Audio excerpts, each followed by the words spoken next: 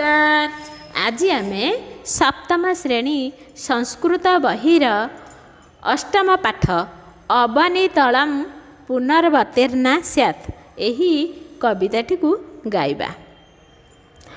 अवनीतलम पुनर्वतीर्णा स्यात् अवनीतलम पुनर्वतीर्णा स्यात् संस्कृत गंगाधारा धीर भगीरथ वंशोऽस्माकं वयं तु कृत निर्धारा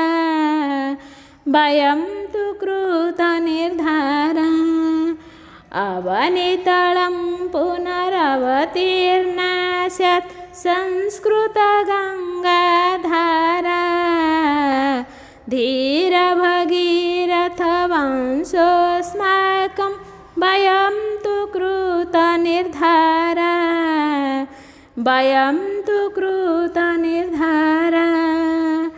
निपततु पंडितहर शिरसि प्रवहतु नित्यमिदं वचसि निपततु पंडितहर शिरसि प्रवहतु नित्यमिदं वचसि प्रविशतु वैयाकरणमुखं पुनरपि वहतत् जनमनसि पुत्रसहस्रं समुद्धृतं स्यात्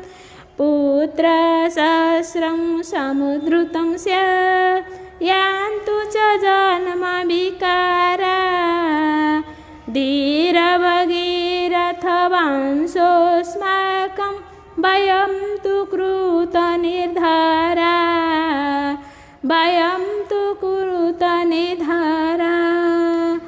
अवनीतलं पुनरवतीर्णा स्यात् संस्कृत गंगाधारा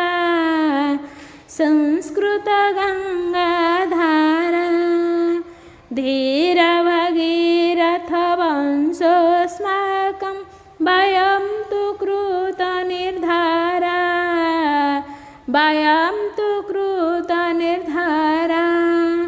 पिला माने एही कविताटी को तो तुमे मैंने शुणिल।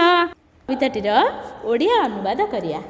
अवनीतलम पुनर्वतीर्णा स्यात् संस्कृत गंगाधारा धीर भागीरथ वंशोऽस्माकं वयं तु कृत निर्धारा। पवित्र गंगा नदीर धारा भली संस्कृत भाषा पुणी धरा पृष्ठरे अवतीर्ण हेब। भगीरथଙ୍କ वंशधर आम्भे माने सेही पवित्र गंगा भली संस्कृत भाषा को पुणी धरा पृष्ठरे प्रवाहित कराइबा।